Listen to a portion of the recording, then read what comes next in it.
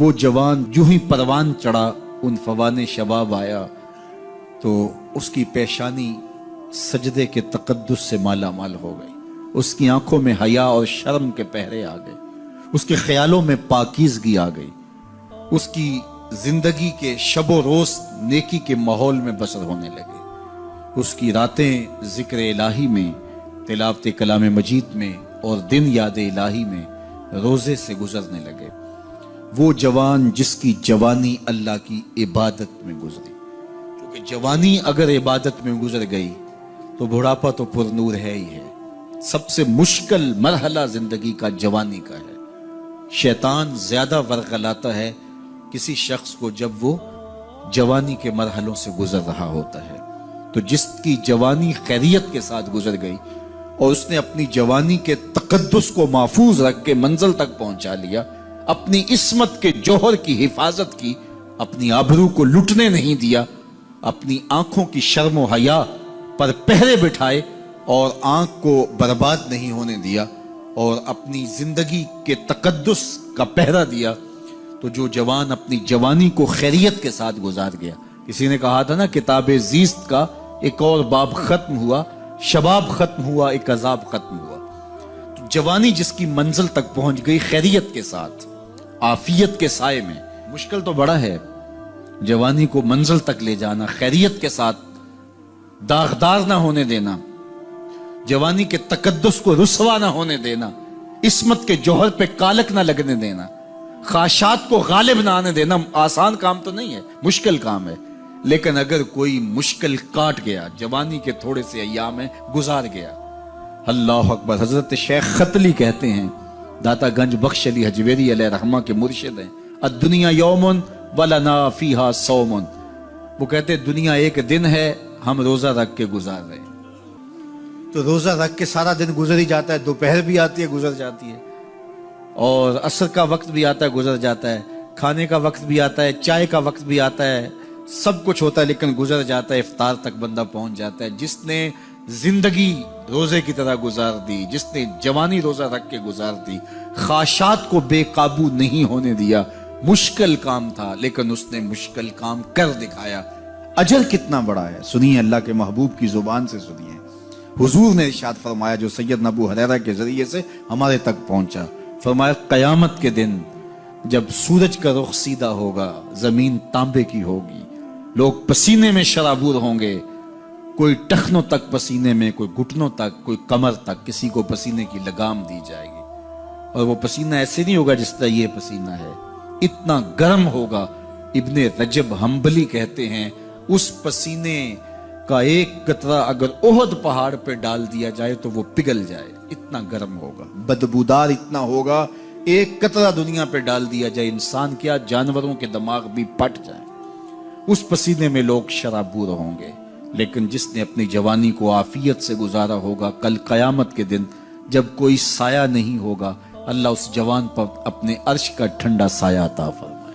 وہ شخص جس کو کسی عورت نے دعوت گناہ دی اور وہ صاحب منصب تھی، صاحب جمال تھی، اور اس نے یہ کہہ کہ یہ خواہش، یہ آرزو مسترد کر دی، انی خاف اللہ۔ اسی طرح کوئی عورت ہے تو اس نے اپنے تقدس کی حفاظت کی، اپنی آبرو پہ پہرا دیا اور کسی پیشکش کو ٹھکرا دیا، تو فرمایا قیامت کے دن جب کوئی سایہ نہیں ہوگا، اللہ اسے بھی اپنے عرش کا ٹھنڈا سایہ دے گا۔ کیسا سخت دن ہوگا، اور وہ کس اعزاز میں ہوگا، کس تکریم میں ہوگا۔ یہ تو 4 دن 10-20 سال ہیں، اور وہ 50,000 سال کا ایک دن۔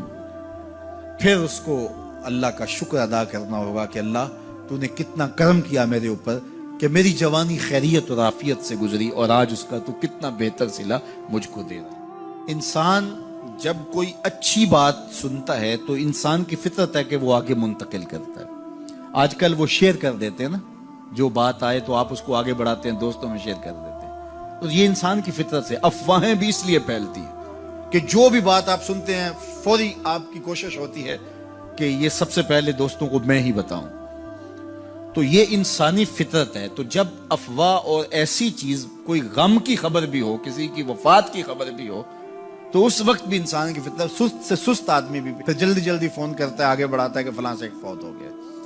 تو چونکہ یہ فطرت ہے، بات کو آگے بڑھانے کا شوق ہے انسان کے اندر رکھا ہے، اس سے چیزیں پھیلتی ہیں، اور پھر جو خیر کی خبر ہوگی یا خیر کی بات ہوگی تو اس کو تو آگے پھیلانے کا پھر ہمارا دین بھی ہمیں ترغیب دیتا ہے، جذبہ دلاتا ہے۔ تو حضرت ابو ہریرہ اس جذبے کے تحت جو سنتے تھے پھر آگے منتقل کرتے۔ اب حضور کی بارگاہ سے اٹھ کے جاتے تو سب سے پہلے گھر جاتے اور سب سے پہلے اپنی ماں کو سناتے، اور ماں تھی کافرہ، وہ سننے کی بجائے، خوش ہونے کی بجائے سن کے وہ الٹا ناراض ہوتی اور کوئی نہ کوئی ایسی بات کر دیتی۔ سید ابو ہریرہ سے گوارا نہ ہوتا، ایک دن انہوں نے کوئی ایسی بات کر دی کہ حضرت سیدنا ابو ہریرہ رضی اللہ تعالیٰ عنہ نے فیصلہ کر لیا کہ آج ماں کو چھوڑ دینا ہے، کیونکہ میں یہ گوارا نہیں کرتا کہ میرے آقا کے بارے میں کوئی ایسا جملہ کوئی بولے۔ اور تھی گھر میں ماں ہی، بھائی بھی کوئی نہیں تھا، بہن بھی کوئی نہیں تھی، باپ بھی فوت ہو گئے تھے، شادی بھی نہیں ہوئی تھی، تو ماں ہی ماں گھر میں، اور ماں اور بیٹا اکٹھے رہتے ہو تو پھر محبت بھی مثالی ہوتی ہے۔ تو اب ماں ہی ایک رشتہ ہے مادی دنیا کے اوپر، تو حضرت ابو ہریرہ رضی اللہ تعالیٰ عنہ نے فیصلہ کر لیا کہ چھوڑ دینا ہے۔ چھوڑ کے گھر سے نکلے، لیکن دل ڈوب رہا ہے کہ ایک ہی تو رشتہ تھا وہ بھی گیا۔ افسردہ ہے، حضور کی خدمت میں پہنچے، دل و قلب و نگاہ کے مرشد اولین نے ابو ہریرہ کی اداسی دیکھی تو فرمایا ابو ہریرہ کیا بات ہے؟ تو حضرت ابو ہریرہ جس طرح بندہ پھٹ نہیں پڑتا، تو عرض کی حضور میری ماں کی ہدایت کی دعا کر دیجئے۔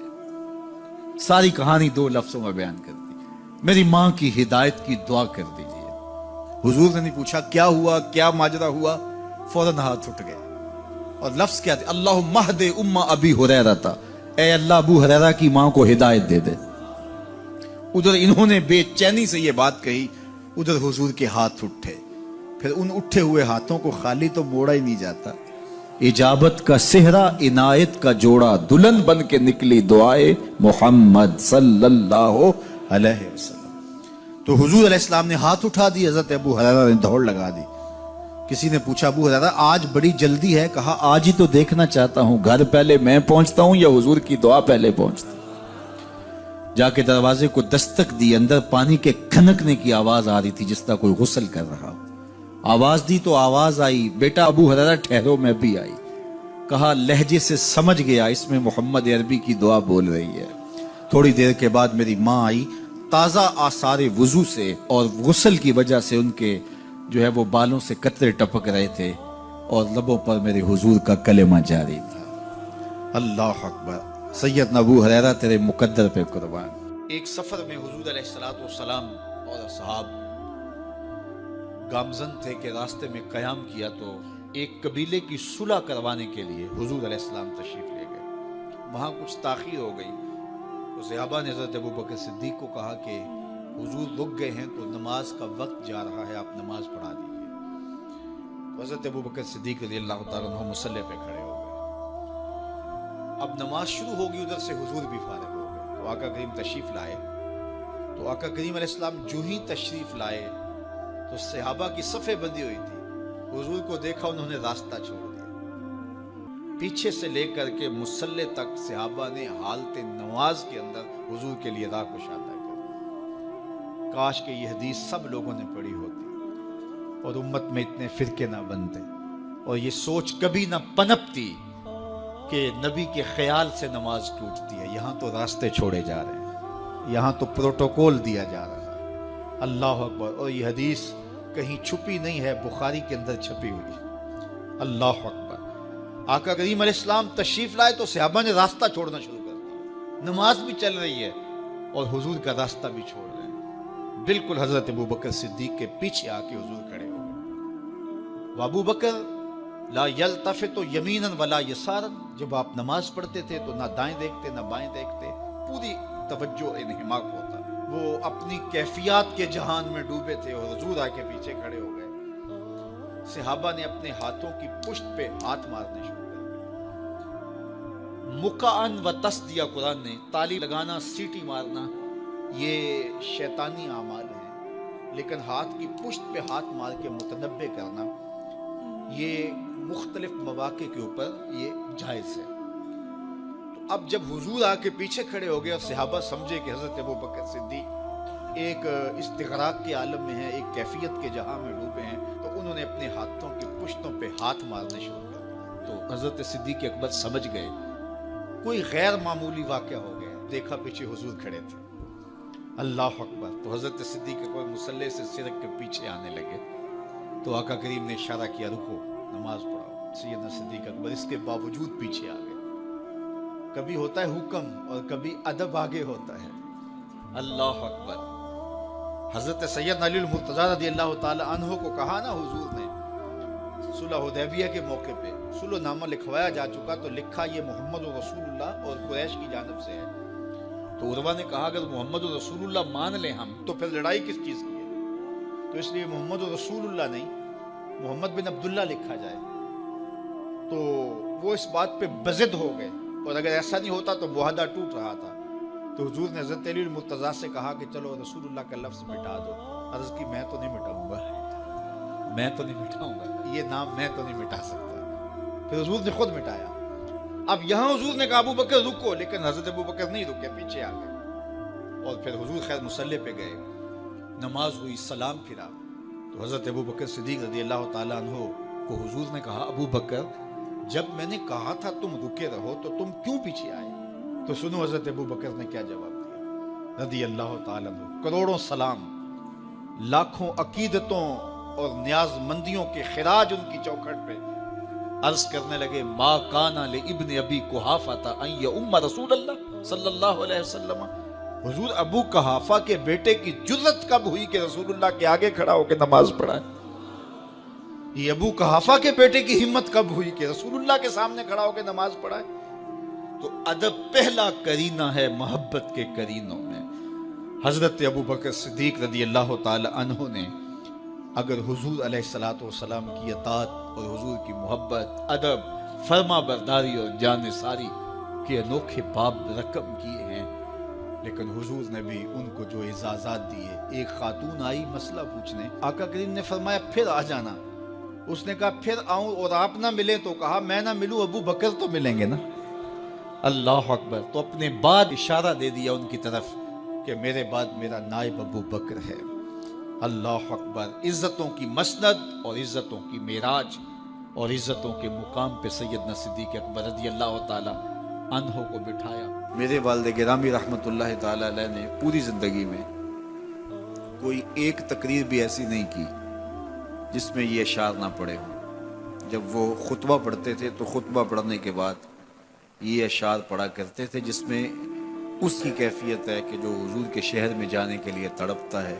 ز مہجوری برآمد جان عالم، ز مہجوری برآمد جان عالم، تراہم یا نبی اللہ تراہم۔ کہ عرض کی جا رہی حضور آپ کی جدائی میں پورے جہان کی جان نکل رہی ہے۔ ز مہجوری برآمد جان عالم، تراہم یا نبی اللہ تراہم، نہ آخر رحمت للعالمین، ز محرومہ چرا فارغ نشین، بروں سر از برد یمانی، کہ روئے تست صبح زندگانی۔ حضور اپنا سر انور اس یمنی چادر سے ذرا نکالیے، چونکہ آپ کا چہرہ انور زندگی کی صبح ہے، زندگی کی بہار ہے۔ ادیم طائف نعلین پاکن، شراکز رشتہ جاں ہائے ماکن۔ اللہ اکبر۔ جامی علیہ رحمہ کا انداز کتنا دل آویز ہے۔ وہ کہتے ہیں حضور آپ طائف کے بنے ہوئے چمڑے کے جوتے پاؤں کی زینت بنائیں۔ آپ جوتے جو پہنے وہ طائف کا مشہور چمڑا ہو اور اس کے بنے ہوئے۔ شراکز رشتہ جاں ہائے ماکن، اور اس کے اندر جو تسمے ڈالیں وہ جامی کی جان کے ڈالیں، جامی کے چمڑے کے نہیں، جامی کی جان کے تسمے ان نالین میں ڈالیں جو آپ طائف کے بنے ہوئے نالین زیب تن کریں۔ وہ ایک شاعر کہتا ہے عربی کا کہ یا لیتنی کنتو تربت ایبتکم فلتسمت نعالک ذاک کدی۔ کاش میں مولوی نہ ہوتا، وہ بہت بڑا شیخ الحدیث گزرا ہے، تو وہ کہتا ہے میں کاش شیخ الحدیث نہ ہوتا، میں مولوی نہ ہوتا، مدینے کی گلی کی مٹی ہوتا، حضور گزرتے طلبوں کو چوم لیتا۔ چے باشد گر کنی سوئم نگاہے، ہمیشہ گر نہ باشد گاہے گاہے، نگاہے یا رسول اللہ نگاہے، صد ہزاراں جبریل اندر بشر، بہر حق سوئے غریبہ یک نظر، یا رسول اللہ انظر حالنا، یا حبیب اللہ اسما قالنا، اننی فی بحر غم مغرق خذ یدی ساحل لنا اشکالنا، یا صاحب الجمال و یا سید البشر من وجهک المنیر لقد نور القمر، لا يمکن الثناء کما کان حقہ بعد از خدا بزرگ توئی قصہ مختصر۔ ساری کہانی آ کے یہی ختم ہوتی ہے، تو یہ میری اور آپ کی سعادت مندی ہے۔ اللہ کی توفیق سے آپ کے لیے اور آپ میرے لیے محبت اور دعا کے جذبات رکھتے ہیں، اور ہم ایک دوسرے کے لیے دعا گو ہیں کہ آج میں حاضر ہوا ہوں اور آپ نے جو ہے وہ میرے لیے اپنی آنکھوں کی چمک اور محبت پیش کی ہے۔ اللہ یہ دن آپ کو بھی نصیب کرے۔